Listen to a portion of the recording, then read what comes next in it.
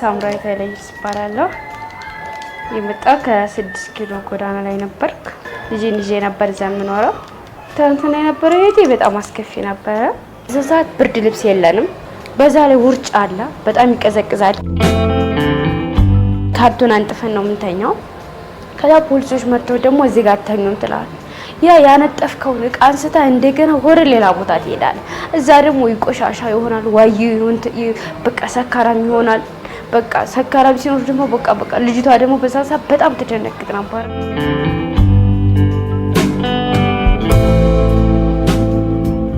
ተወልጄ ያደግኩት በደቡብ ወሎ ነው። ቤት ጀማሉ ግን ቤተሰቦቼ ጋር ባሉን ተጣልተን ነበርና ወደ እነሱ መሄድ በዚህ ታይም ላይ ሆኜ ደግሞ ወደ እነሱ መመለስ አልቻልኩም ነበር። አሁን ግን ዘና ብዬ መሄድ እችላለሁ። አሁንም እዚህ ባልሆንም ባልነግራቸውም ግን ልጅ እንዳለኝ እና እንደምኖር ያውቃሉ። በጓደኝነት ነበር ልጄን የወለድኳትና በዛ ሰዓት ደግሞ እሱ ጋር ተጣልተን እሱ ሲሄድ እርጉዝ ነበር። እርጉዝ እንዴ እዛ ሰው ቤት መስራት ከባድ ነው፣ አያስገቡም። አንተ ፈቃደኛ ብትሆን ማንም አያሰራህም። እና በዛ ሰዓት እዚህ ጋር የወንድም ካድ ፋውንዴሽን አለ ሲሉኝ እዚህ የነበሩ ልጆች ነበሩና ወደዚህ ሰው ይመጡ። ከዛ እዚህ ሲገባ በቃ ምንም አልጠየቀኝም። ከዛ እሺ ግቢ ያለ ገባሁኝ። ከገባሁ በኋላ በሁለተኛ ወሬ በኋላ ጸጉር ቤት ስልጠና መጣ። እዛ ድረስ ደግሞ እዚህ ልጅ ይዝ ነበረ። ሞግዚት ነበርኩኝ። በቀን 100 ብር ይከፈለኝ ነበረ።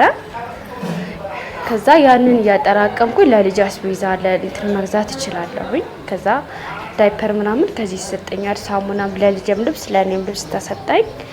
ከዛ ህይወቴ እየተሻሻለ መጣ። ከዛ በኋላ ደግሞ ጸጉር ቤት ስልጠና መጣ። ጸጉር ቤት ስልጠና ገባሁኝ። ሰልጥኔ አሁን ጨርሻለሁ። ኦሬዲ አሁን ሲኦሲ እሁድ ነው።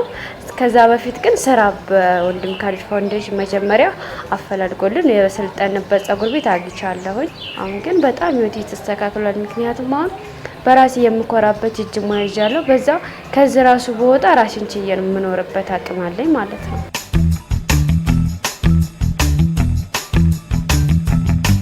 እንደዚህ ፋውንዴሽን አለ ሲሉኝ ከዛ መጣሁኝ። ስጠይቀው በዛን ሰዓት ደግሞ ይሄ ገና አዲስ አልተስተካከለም ነበር። አሁን ግን በጣም ተስተካክሏል። ከኛ በላይ ለኛ በጣም ብዙ ነገር አድርጎልናል። ከዛ የዛኑ ጊዜ ያስገባኝ። ከዛ ገብቼ የልጅ ክርስትና በሳምንቷ ነበር። ከዛ እዚሁ ክርስትና ደግሶልኝ ነበር ካሊድ። ከዛ ክርስትና ለልጅ ልብስ ገዝቶልኝ የሚያስፈልገውን አድርጎልኝ ከዛ ክርስትናዬን አስነሳው። በቃ መጣሁ።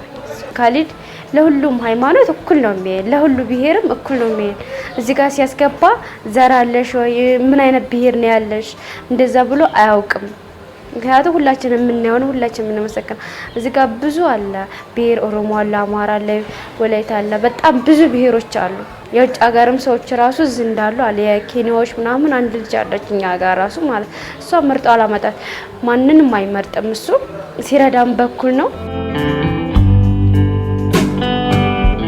እዚህ ጋር የገባሁት መጋቢት 12 2017 ነበርና በጣም የተሰማኝ እና ኦፕራሲዮን ነበርኩኝና በጣም አሞኝ እንትን በቃ ልጄን ይዤ እዚህ ጋር ጎዳና ላይ ከምሰቃይ በቃ ልጄ ለሰው ሰጣታለሁ። በቃ እኔ ራሴ የፈለኩትን ልሁን ብዬ ያሰብኩት እንደታውቃለ። የዛ ሰዓት ብርድ ልብስ የለንም፣ ፎጣ የለኝም።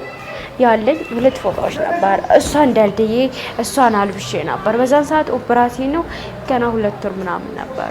በጣም ከባድ ነበር። በዛ ላይ እንደ ልብ ያልንቀሳቀስም። በዛ ላይ ውርጭ አለ፣ በጣም ይቀዘቅዛል። ካርቶን አንጥፈን ነው የምንተኛው። ከዛ ፖሊሶች መጥተው ደግሞ እዚህ ጋር ተኙም ትላል። ያ ያነጠፍከውን እቃ አንስታ እንደገና ወደ ሌላ ቦታ ትሄዳለህ። እዛ ደግሞ ይቆሻሻ ይሆናል፣ ዋዩ ይሁን በቃ ሰካራም ይሆናል። በቃ ሰካራም ሲኖር ደግሞ በቃ ልጅቷ ደግሞ በዛ ሰዓት በጣም ተደነቅጥ ነበርና በቃ በጣም የምጠላው ቀን የሆነ መጋቢት 11 ቀን ነው። በጣም አስታውሳለሁ። እንደውም እዚህ ቤት ከገባሁ አመቴ ሊሞላኝ ያችን ቀን አረሳትም። ሳውራ ሰምታይ ልጅቷ ከጎናችን ሻማ ነው የምትሰጠው። አትንም 3 ነበር አንድ ቦታ የነበረው አራስ ማለት። እዚህ ያሉት ልጆች ልጃቸውን ጥለው ሊጠፉ ነው፣ እዚህ ጋር አስተኝተው ጥለው ሊጠፉ ነው። ለምን ከዛ አታስነሷቸውም ብለው ለፖሊሶቹ ሂደው ነገሯቸው። ከዛ ፖሊሶቹ ደግሞ እንደዛ ነው መሰላቸው። እኔ ደግሞ እንደዛ አይደለም ያሰብኩት ይሄ ሜር ሳይሆን በቃ ራሴ ባይኔ ልጅ መስጠት ነው የፈለኩት። ምክንያቱም በዛ ሰዓት በጣም ሰቀቀነ ነብይ ዳይፐር ከዛ ከሚሰጡ እዛ ቁጭ ስነ ሊሰጡናል ሊያዘነልን ሰው ማለት ያላዘነልን ደግሞ እንደዛ አድርገው ብሎ ይሳርበውን ይሄዱ ነበር አትለም። ከዛ ልጄን ዋናው ነገሩ ገላዋን ማጥበበት በቃ ገላዋን ማጥበበት ንፋስ የሌለበት ዳይፐር ምቀይርበት እዚህ ቤት ገብቼ እንኳን ልጄ በጣም ታማብኝ ነበር። ምክንያቱም በጆሮዋ ብርድ ገብቶባት ነበር። አሁንም ጆሮዋን ክትትላላት እዚያ ብርስጥ ካሊድ እያሳከመልኝ ነው። ጆሮዋ ንፋስ በዛን ሰዓት ስለገባባት አሁን ጆሮዋ ይመግራል። ከዛ ስትመጣ አይኗ ይሄ ፊቷ ቀይር ብሏል። ይሄኔ ችግር የለውም በቃ ልጅ በኔ ጥፋት ልጅ መቅጣቴ በጣም ያሳዝናል የዛን ቀን እና በቃ ሰው እናስማማሻለን እናስጥሻለን ነበር ያሉ ሰዎቹ ማለት ነው።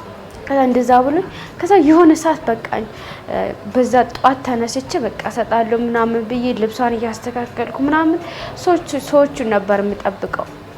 ከዛ በኋላ አይ ቆይ እንዳሉኝ ለምን እንደዛ አይነት ድርጅት አይደል ለምን እንደዛ አትሄጂም ሲሉኝ በቃ ቀጥታ መጣውኝና እዚህ ጋር ገባሁ። ብዙ ሰው ስለነበረ ፍራሽ ብዙ ሰዓት አይኖርም ነበር። አልጋም ያንሳል። አሁን በጣም አልጋ ይጠበባል፣ ግን አሁን አልጋ ስለተጨመረ እንደፈለክ ነው የምትሆነው። ማንም ሰው አይመልስም። ከዛ እዚህ ጋር መጥቼ ስጠይቅ ኤፍሬም ነበረ፣ ካሊድ በዛን ሰዓት አልነበረም። ከዛ መጥቼ ስጠይቀው በቃ በእናትህ እንደዚህ በቃ ልጄን ከመስጠት አድነኝ በእናትህ ምናምን ስለው አረ ችግር የለውም ነይ ግቢ፣ ፍራሽ ነው ፍራሽ አስተካከልላቸዋለሁ። 2 ነበር። ከዛ መጣ። ልክ ስንመጣ ከገባን በኋላ እዚህ ገባን። በቃ ፍራሽ ምናምን ተሰጠን፣ አልጋ ተሰጠን፣ ገባን። ከዛ ሳሙናም ልብስም ተሰጠን። ያንን አጸዳን፣ ያን ነገር ጣል ነው ማለት ነው። ከዛ በኋላ በሶስተኛው ቀን ደግሞ እንደዚህ ዲኬር መያዝ ትችላላችሁ። በቀን 100 ብር ነው የሚከፈላችሁ። ስራ ልጆች ያሉት ሲወጡ እኛ ልጅ እንይዛለን። ከዛ በኋላ የምንፈልገውን እንገዛለን ማለት ነው። ከዛ በዛው ቀጠልኩኝ ማለት ከዛ ከ3 ወር በኋላ ጸጉር ቤት ስልጠና መጣው። ከዛ ገባሁኝ ጸጉር ቤቴን እየሰለጠንኩ ልጄን እዚህ ጋር ካሊድ ነው የሚያስይዝልኝ። ለልጄ ምግብ ይሰጣል። ግማሽ ሰዓት ስለምንማር ለዲኬር በቀን 50 ብር ይከፍልልናል።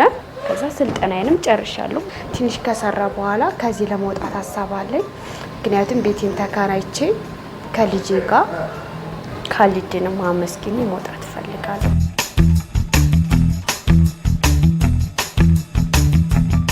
ካሊድ ማለት የብዙን ልጅ ህይወት ያዳነ ነው። ምክንያቱም ተስፋ በቆረጠ ተስፋ ሰጥቶን እርቧቸዋል ብሎ የሚጠይቀን እንጀራውን ራሱ ተሰፍቶ ሲያዩ እንጀራውን ብድግ አድርጎ የሚያዩ ወጡ ጣፍጧል ብሎ የሚቀምሰው ካሊድ ነው። ካሊድ እውነት ከምንም በላይ የልጅን ህይወት ያተረፍክልኝ፣ የኔን ህይወት የቀየርክልኝ፣ እድሜ ልክን ጤና እንዲሰጥልኝ እፈልጋለሁ። ይህን ስላደረክልኝ በጣም አመሰግናለሁ።